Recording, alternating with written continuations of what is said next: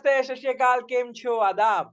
मैं हूं आपका दोस्त और आपका होस्ट और मेरे साथ आपके मेरे और आपके दोनों दोस्त that is Joshua and Ishan, both of us joining and cotton wool stories yet another episode. What a match. Tell me guys, क्या मसालेदार मैच था।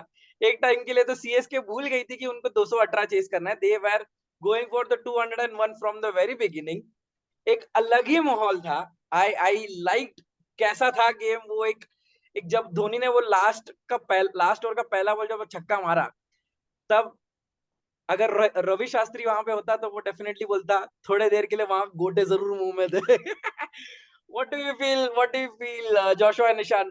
Please talk us through that epic game. Oh yes, definitely. Kanan, I am so glad that this game actually happened. So there is a logic behind the most hyped game in IPL. Many thought that it was the previously Mumbai Chennai El Clasico, which was a great game, and that Correct. game has had its ups and downs. This game superseded that. In a lot of ways, it reminded me of the Desert Storm innings of Sachin Tendulkar before the final. India was supposed to chase down 270 to 80 was their target, but they needed some 240 to 50 runs to overcome New Zealand's net run rate in the year 1999 Coca-Cola Cup in Sharjah. And Correct. Sachin Tendulkar played one of the most belligerent innings of his life. Absolutely. For a long time in this Chennai Super Kings innings, I was looking for that one batsman who would say that I will take this team through till the end and I will take this team to the playoffs. Throughout the game, throughout the Chennai innings, I could not find a single person who had the wherewithal to actually go and get that until Mahendra Singh Dhoni arrived. And when Mahendra Singh Dhoni arrives, anything is possible in the world of cricket. And it happened. Like you said, the first ball of the final over, that went for a six. And all those flashing memories started to come back.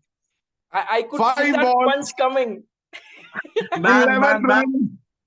Thankfully, Joshua yes. pointed that point. I was about to come on to that as Mahendra Singh Dhoni hit that 110 odd meter six on the very first ball of that over. Kudos to the way the Yash Dayal has come back especially after all those Rinku memories might have been running in his mind, especially after that. But one thing before the start of the show, as Kanan also pointed, that was kind of a match-losing six for CSK. Absolutely. See, a ball was wet, and Yash Dayal and the likes. Even we have seen Lockie Ferguson board two no balls or two waist-sized no balls. मुझे तो वो समझ में नहीं है उसको dismiss क्यों नहीं करा गया उसके बाद। नहीं, actually there is a rule कि आप दो डाल सकते हो ऑन अ थर्ड वन। अगर आप अच्छा, तीसरी डाल दी तो ये अच्छा, यस सो जैसा आपने भी बोला कनन कि वो kind of match winning six, match losing six हो गया। अब जो भी हमारे व्यूअर्स है वो सोच रहे होंगे मैच लूजिंग सिक्स कैसे हो गया। तो आप जैसा आपने भी बताया कि वो बॉल इतना गीला हो चुका था, उसको कंट्रोल करना मुश्किल हो रहा था। पहला बॉल फुल टॉस, यश दयाल MS धोनी उसको बाहर मार देते हैं। तो उसके बाद एक रिलेटिवली फ्रेश बॉल मिलता है आरसीबी को, जिसके कारण से यश दयाल अपने स्लोवर वन को बेटर एग्जीक्यूट कर पाते हैं। बैक ऑफ द हैंड अगर वो बॉल गीला होता, जो back of the hand a full toss leg stump पे Dhoni would have whipped it just like he did Jaydev Unadkat. I remember a match against Mumbai और चेन्नई था, उसने धो दिया था लास्ट ओवर में, कुछ 21 या 22 रन मार दिए थे। बट या गुड पॉइंट एब्सोल्युटली। लेकिन ये तो खैर आपके इफ एंड बट्स तो रहेंगे ही, क्रिकेट या कोई भी प्रोफेशनल स्पोर्ट जब तक है। लेकिन आपको क्रेडिट देना चाहिए यश दयाल को, जिन्होंने कमबैक किया। आप देखिए 11 रन चाहिए थे आखिरी 5 बॉलों में सीएसके को क्वालिफाई करने के लिए। जीत तो वो नहीं सकते थे उस टाइम, क्वालिफाई करने के लिए 11 रन चाहिए थे। और with Jadeja Dhoni on the crease against Yash Dayal who is relatively less experience, तो उस टाइम पे आपका सीएसके फेवरेट था। 5 बॉलों में आप 11 रन आपको करने थे, धोनी और जडेजा आपके स्ट्राइक पे थे और अगेंस्ट आप यश दयाल कर रहे थे, जो कि पहली बॉल पे छक्का खा चुके थे। तो अगर आप उस डॉट को कनेक्ट करें और उस कॉन्टेक्ट में सीएसके फेवरेट था उस समय, और उसके ऊपर से यश दयाल के साथ आप पहले वाले उनको नॉस्टैल्जिया भी फील हुआ होगा जब रिंकू सिंह ने 5 छक्के मारे थे। फ्लैशबैक चल गए होंगे। एग्जैक्टली तो वो इतने प्रेशर होने के बावजूद उन्होंने डिलीवर किया। Hats off to him man. True यार, ट्रू ईशान। मतलब कैसे हो सकता है ये कि एक एक सिक्स आप लोग को मैच हरा रहा है, and that is a very difficult thing to digest for the batting side. मुझे लगता है हमारे वीडियो का थंबनेल भी मुझे मिल गया, did that six cost the game to CSK. So I see Joshua, जब हम लोग हमारा जो कॉमन व्हाट्सएप ग्रुप है, राइट, हमारे कॉमन व्हाट्सएप ग्रुप में भी I saw Joshua was very active and he was pointing out certain points there. Joshua, आपने जैसे कुछ क्रिटिकल पॉइंटर्स बोले, जैसे मुझे याद है जो फैफ डू प्लेसिस का वो कैच, क्या आपको लगता है कि वो कैच ने मैच बदल दिया? जी हाँ, वो वहां पर जो देखिए ऐसे में it was evident the team that feels better will go on to win this game hands down. When this target of 18 runs and below and 17 runs or less and all that jazz came into the picture. The fielding coaches of RCB went on a rampage. Boss, one run if you give away in the field, one catch if you drop, you are done. मतलब वो ऐसा होता है कि जब आपको पता है कि एग्जाम में 50 नंबर का क्वेश्चन है, उसमें से 30 नंबर इसी सब्जेक्ट के आने वाले हैं, you can not mess this up. If you mess this up you lose, you fail. Absolutely, that was the thing that was in that mind. And वहां पर एक लीडर का बतौर बढ़िया फील्डिंग करना बहुत जरूरी था. और वहां पर फैफ डू प्लेसी ने जो कैच लिया है ना under pressure, it will hands on be one of the most crucial catches of that tournament. For me तो definitely the catch of the tournament, given the circumstances, given RCB's qualification scenario, given वो अगर वो ball वहां पे चौका लग जाता तो सैंटनर एक चौका लेता, फिर वहां से मोमेंटम आ जाता. So I feel many things were at stage at that particular point. वहां पर आपने देखा कि उससे पहले कैच के बारे में, कैच ड्रॉप हुआ था एक बहुत important, that was Shivam Dubey का कैच ड्रॉप हुआ था सिराज का. करेक्ट. सिराज ने कैच ड्रॉप किया था. सो उस कैच ड्रॉप के बाद anything could have happened. Now Dubey could have played better. The fact that he did not is another story all together. But Siraj के ऊपर डंडा लगा हुआ था कि भाई अगर ये चेन्नई प्लेऑफ में चली गई ना तो ये दुबे का कैच ड्रॉप है ना आरसीबी को रातों की नींद उड़ा देगा. मैंने सिराज का रिएक्शन देखा जब वो कैच के अगले ही बॉल पे राचिन रविंद्र को रन आउट कर दिया गया नॉन स्ट्राइकर्स एंड पे, तब सिराज वाज लाइक दिस. उसका स्यूई वाला सेलिब्रेशन फील्डिंग करते करते निकल गया वहां पर.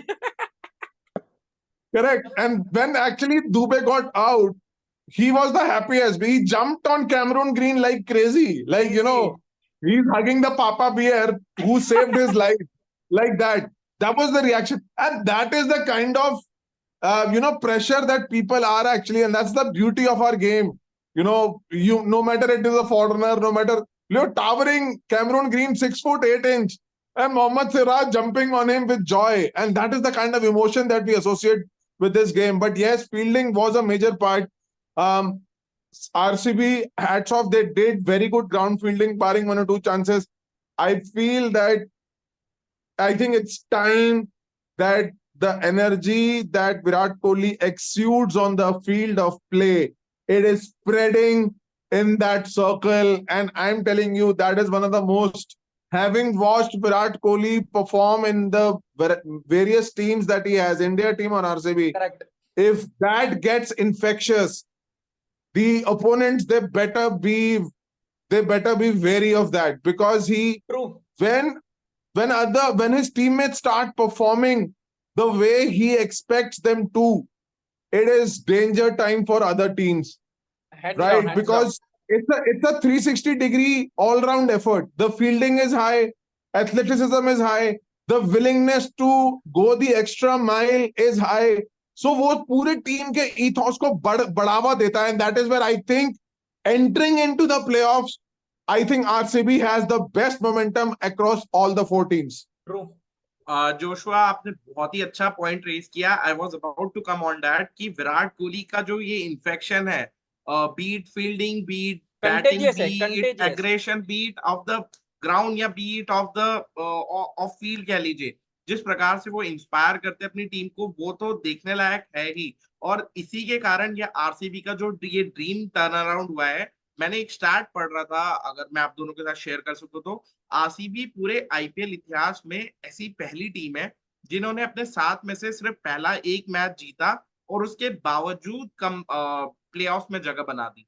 एमआई का हमने देखा है कितने बार कमबैक करता है. एमआई के मैंने 2-3 सीजन देखे हैं कि उन्होंने कुछ मैचेस हारे, 5-6 matches, then all of a sudden उन्होंने कमबैक किया और वो they went on to take their glory as well.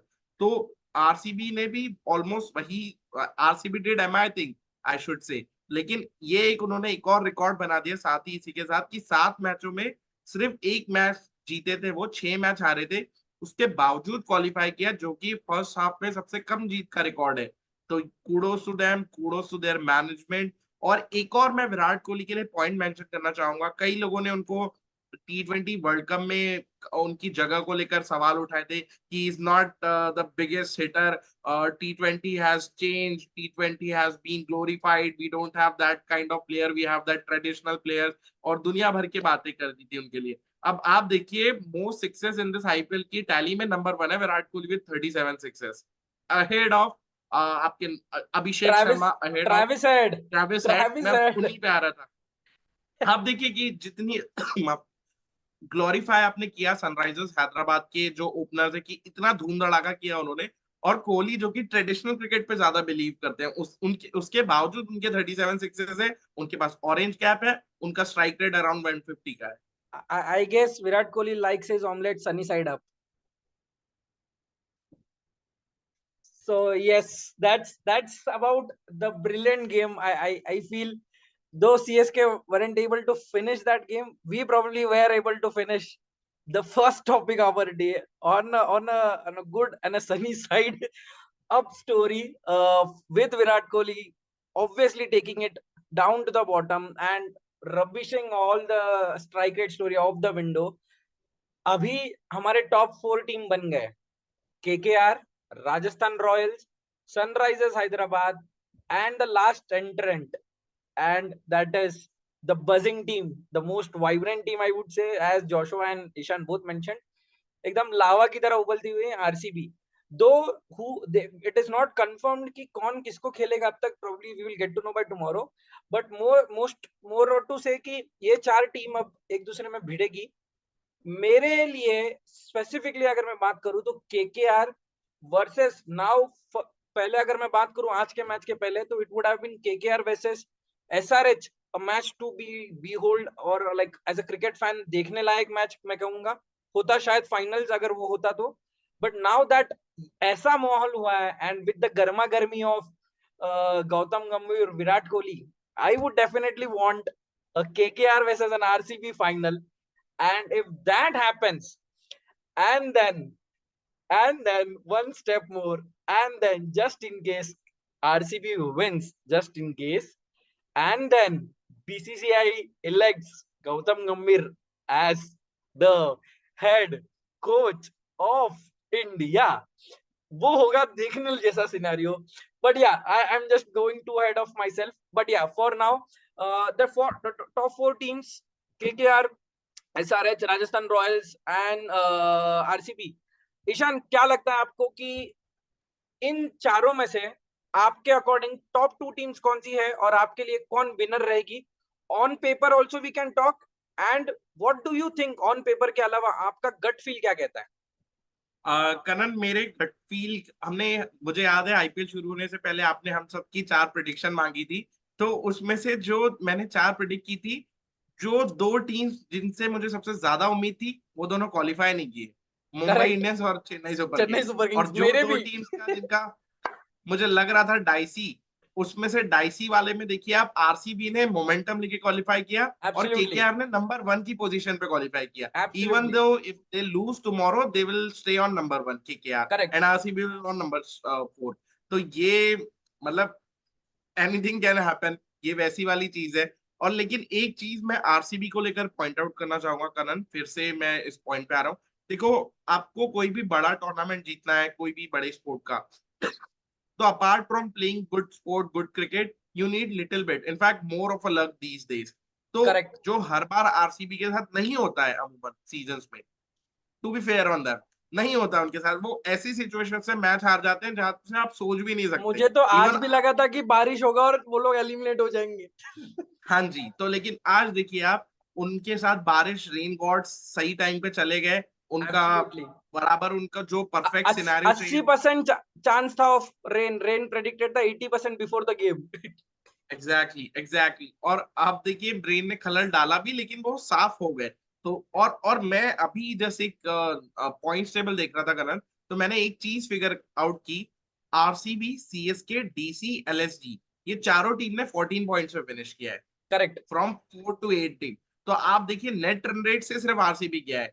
अमूमन होता यह है कि आरसीबी करता इनके साथ बराबर फिनिश है, बट नेट रन रेट या किसी मामले में मात खा के आरसीबी निकल ट्रू। जाता है। तो इस बार आरसीबी का मोमेंटम मुझे बहुत अच्छा लग रहा है। इसके अलावा एक आपको याद होगा, अभी हाल फिलहाल में डब्ल्यूपीएल हुआ था, सेम सिनेरियो था, वुमेन्स टीम ऑलमोस्ट बाहर होने वाली थी, फिर एलिस एब्सोल्युटली पेरी का और श्रेयंका पाटिल का ब्रिलियंस आता है और they correct. Went on to win the tournament. तो ये भी एक लक था। आज जैसे नंबर 18 वाला लक था, 18th of May, Virat Kohli 18 and 18 run से वन मैच जीतना स्टैट, था। CSK has never won a game on 18th of May. Exactly तो everything star was aligned. I think मैंने इनडायरेक्टली आपके क्वेश्चन का आंसर कर ही दिया।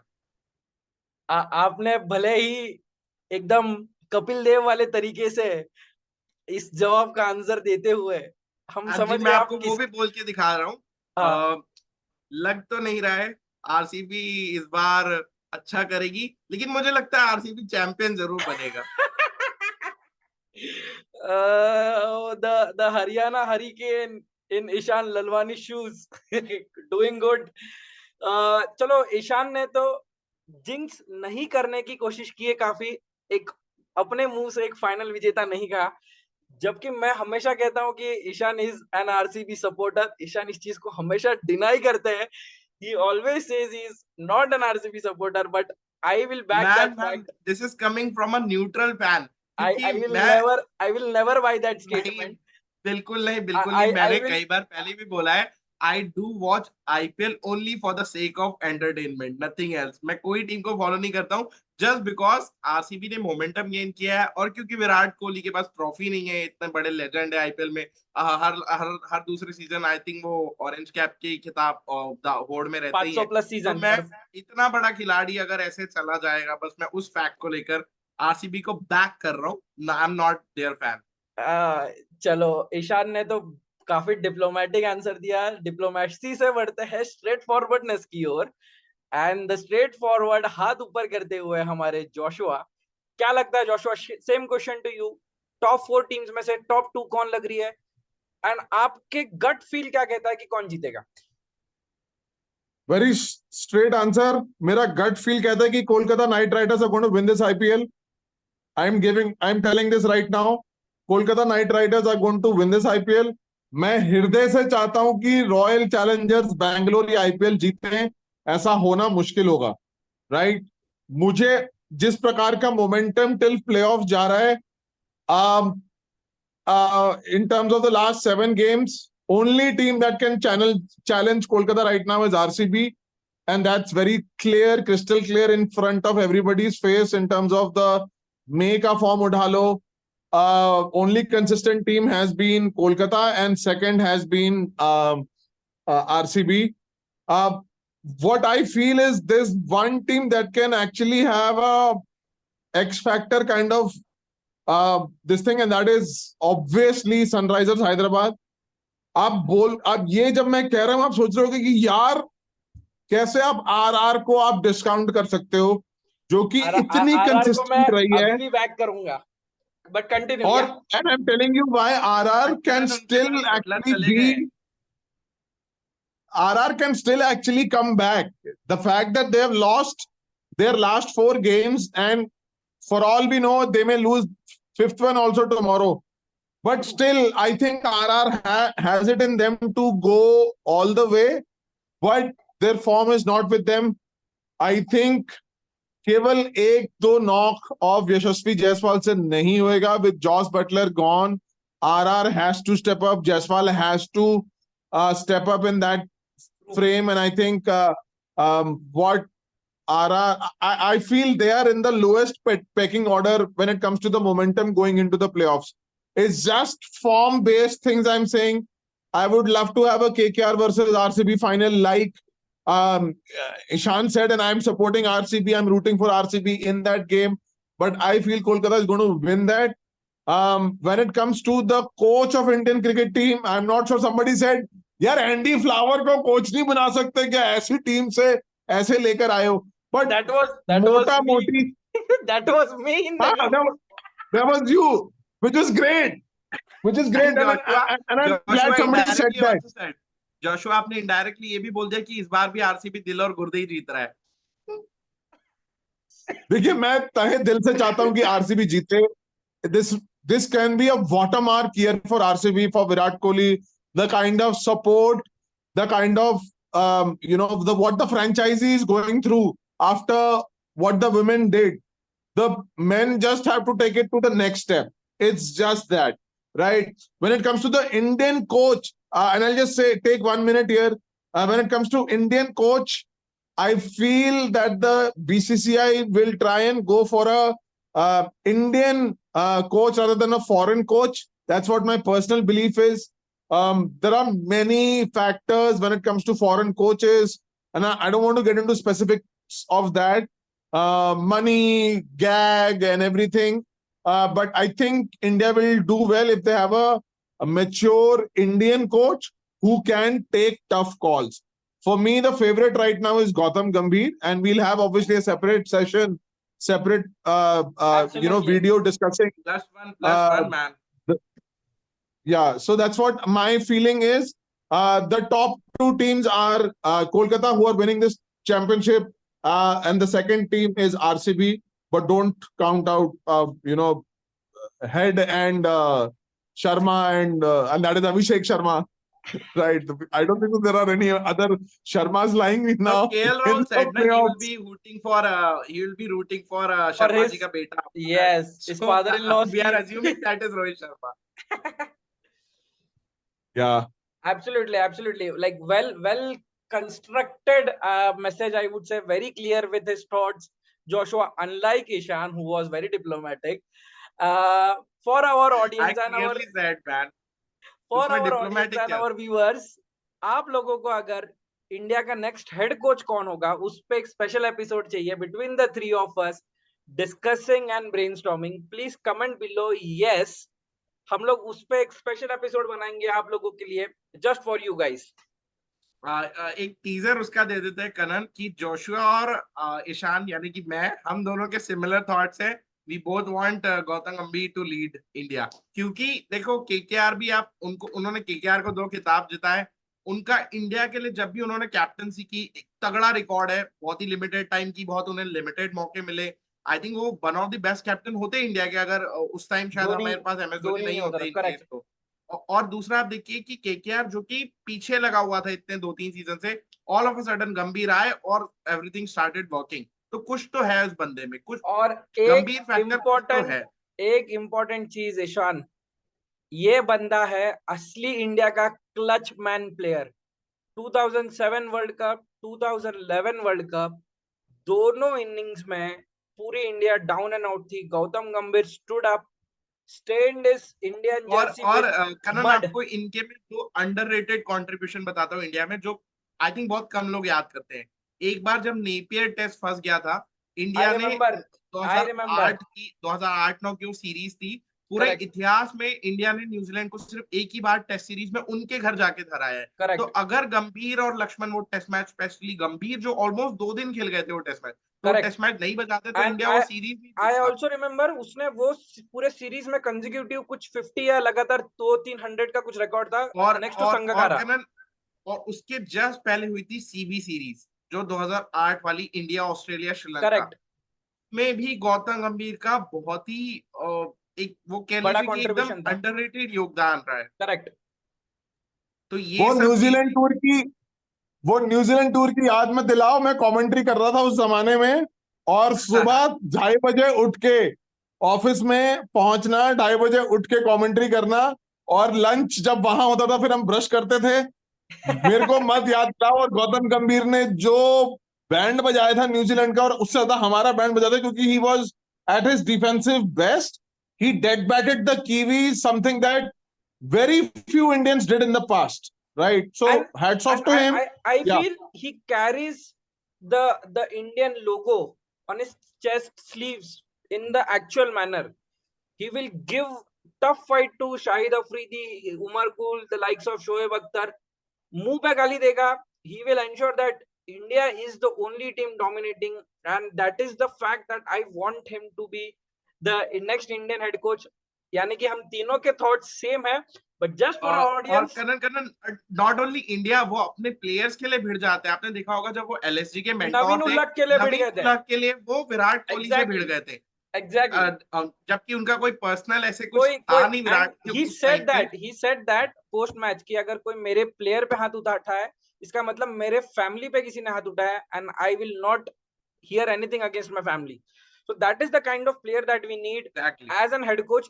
क्योंकि इंडियन में टैलेंट की कमी नहीं है, सिर्फ मेंटालिटी की एक लैकिंग है, जो नॉकआउट्स में इंडिया को ऊपर नहीं लेके जा पा रहा है. वो मेंटालिटी जो रवि शास्त्री लेके आया था कि पिच को हटाओ इक्वेशन में से और मारो ओपोनेंट्स को, वो एक टाइप का मेंटालिटी चाहिए. And probably Gambhir can infuse that injection in the Indian setup.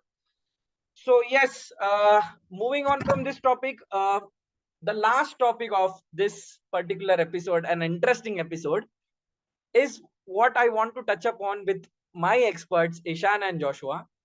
कि आप दोनों के हिसाब से इस टूर्नामेंट का Tata IPL 2024 who has been the best emerging slash young talent slash underrated dark horse slash जो भी आप लगा लो उसके आगे, कौन प्लेयर आपको लग रहा है कि इससे उम्मीद नहीं थी या ये एकदम उभरता हुआ सितारा आ गया? I would like Ishan to start off first. क्या लगता है ईशान, आपके अकॉर्डिंग ग्रुप स्टेजेस का सिर्फ बताइए कि कौन ऐसा प्लेयर रहा है अब तक? यार Kanan, to be honest it's very difficult to pick, क्योंकि मेरे दैट इज द दिमाग में रीजन तीन आई चार हैव नाम है। Two best experts on cotton wood stories for me देखो, एंड द ऑडियंस. दो तीन जो स्ट्रेट फॉरवर्ड सबको दिख रहे हैं। एक तो आपके अभिषेक शर्मा सबको दिख रहे हैं। एक मिनट, एक बड़ा सा स्टार लगाया यहाँ पे, no diplomatic answer. No, no, I'll filter out that list. पहले मैं आपको लिस्ट दे रहा हूँ, then I will take one name. देखिए, अभिषेक शर्मा लग रहे थे। दिल्ली के लिए जो Australian फ्रेगर मैकगर, I don't know how he gets pronounced if I'm not wrong. फ्रेगर मैकगर, is it correct? फ्रेगर मैकगर, yes. हाँ, फ्रेगर मैकगर एक दिल्ली के लिए। और इवन उसके बाद देखिए आप, यश दयाल ने जैसे आउट परफॉर्म किया है दूसरी टीम को विद द बॉल। यश दयाल को हम ऐसे प्रॉपर बॉलर नहीं जानते। उन्होंने पावर प्ले में बॉलिंग की, उन्होंने डेथ में बॉलिंग की, उन्होंने मैचेस जिताया आरसीबी को। इवन सिराज को उन्होंने ओवरशैडो किया कई बार।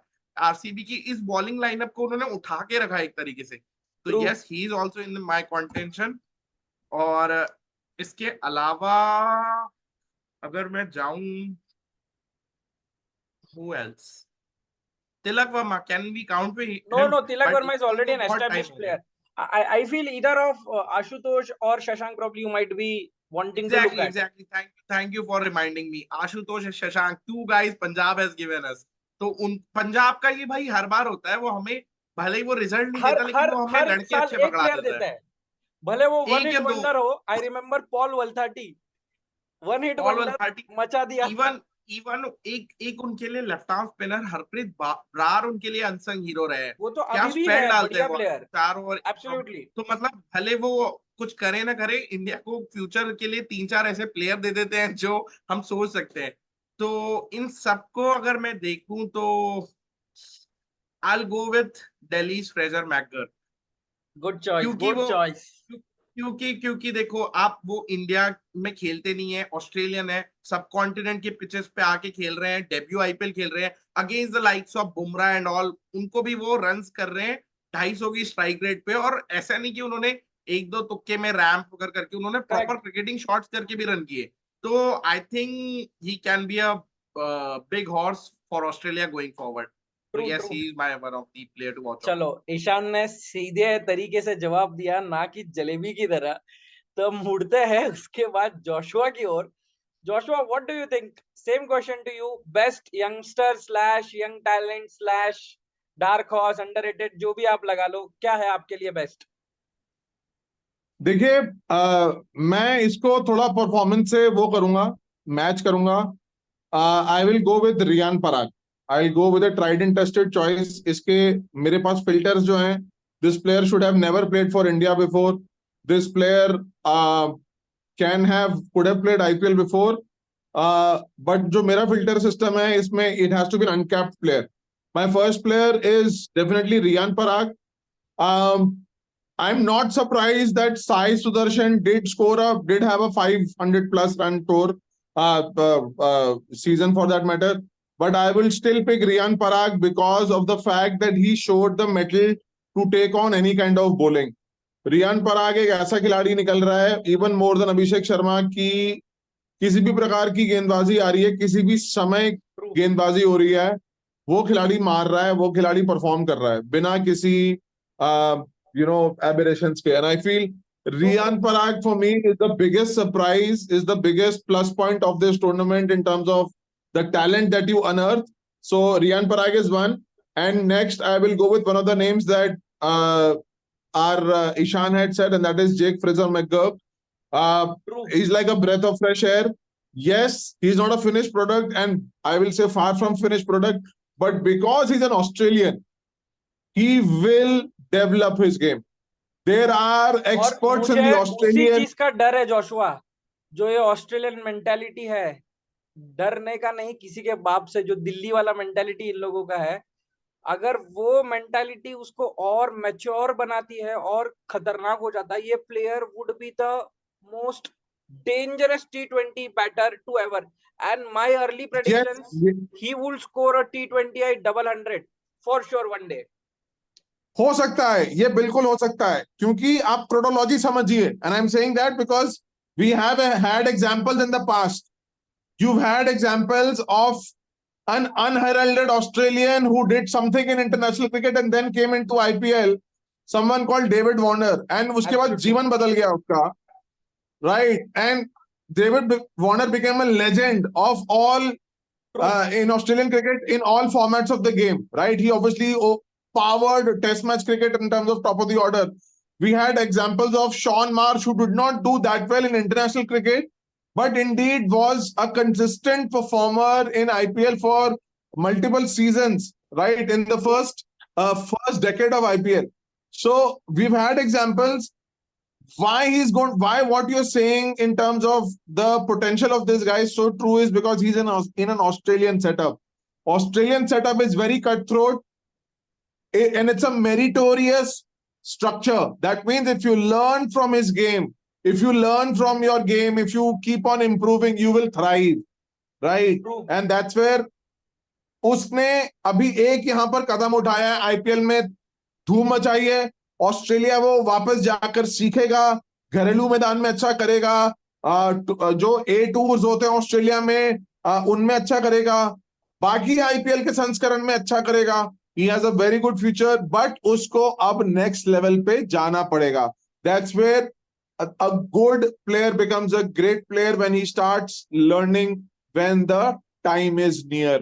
सही बात है जोशुआ। आपने बहुत बहुत बहुत अच्छा पॉइंट रेज किया, लेकिन मैं ऑस्ट्रेलियन बोर्ड को मतलब बहुत ही बिल्कुल सल्यूट करता हूँ, क्योंकि देखिए अगर आप मान लीजिए आप एशियन बोर्ड है, बीट इंडिया, पाकिस्तान, बांग्लादेश, आप टेम्पटेड होते कि मैं जैक फ्रेजर मैकगर को वर्ल्ड कप स्क्वाड में डाल दूं स्ट्रेट अवे, लेकिन ऑस्ट्रेलिया ने नहीं डाला, क्योंकि उनको पता है, जैसे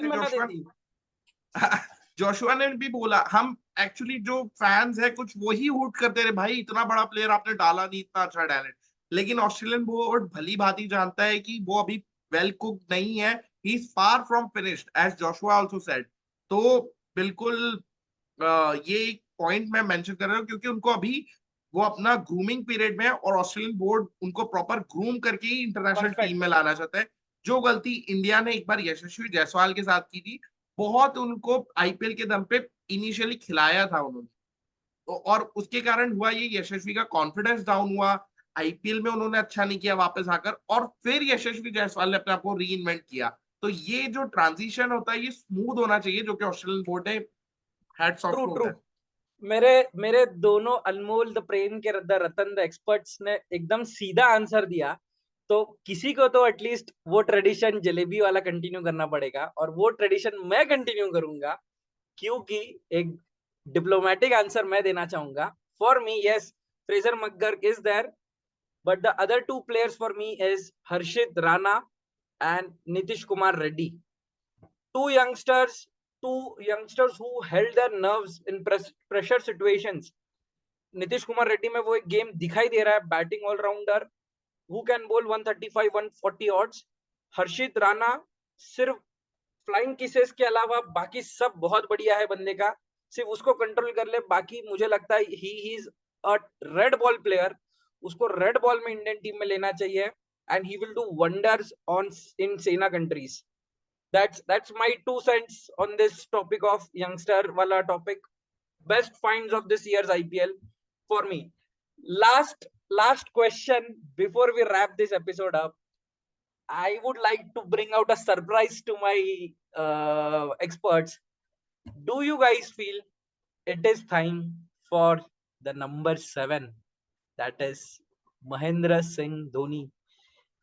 Will we see a retirement announcement coming soon? We just have 2 minutes left. I would like you guys to please say 50 second के अंदर please. I am saying in 5 seconds, we will not see a retirement post from Mahendra Singh Dhoni. I am saying no retirement post from Mahendra Singh Dhoni. I am saying that. I do feel this was the last season for MS Dhoni, क्योंकि ये indication था, क्योंकि उन्होंने ऋतुराज को captaincy दी season से पहले। वो चाहते थे कि उनके अंडर ऋतुराज ये सीजन ग्रूम हो जाए, तो नेक्स्ट सीजन से ऋतुराज खुद संभाल ले। Maybe we will see MS Dhoni in CSK in some other capacity, but I don't see him playing from the next season. I see exactly, Ishan. I back you there. I see a post coming anytime soon from 12:45 या 12:15. Kanan, post may or may not come. Post may or may not come. You have to remember that वो MS Dhoni है, वो ऐसे डालेंगे, वो ये चीज तो जरूर डालेंगे फॉर चेन्नई सुपर किंग्स। अगले कंसीडर मी एज रिटायर्ड। आपको शायद पता चले। I will say again, वो शायद अगला सीजन ना खेले, बट वो पोस्ट नहीं करने वाला है अभी। अभी पोस्ट नहीं होगी, अभी नहीं करेगा इमीडिएटली, बट आफ्टर 2-3 days और after the IPL is over, I definitely feel वो आएगा। No. He won't post now. With this excitement, पहले, लेकिन धोनी पोस्ट नहीं डालने वाले। After 2 weeks we will talk. With this excitement, I will like to wrap up today's episode. A very fun, very entertaining, a stat से भरा हुआ episode. Thank you Ishan, thank you Joshua. रात के 1 बजे टाइम निकालने के लिए। अगर ऑडियंस आप लोगों को एपिसोड पसंद आया होगा, हमारी मेहनत पसंद आ रही है, तो please like, share and subscribe to our channel cotton bull stories. We will see you again in the next episode. This is all 3 of us signing off from Cotton Bull Stories. Thank you.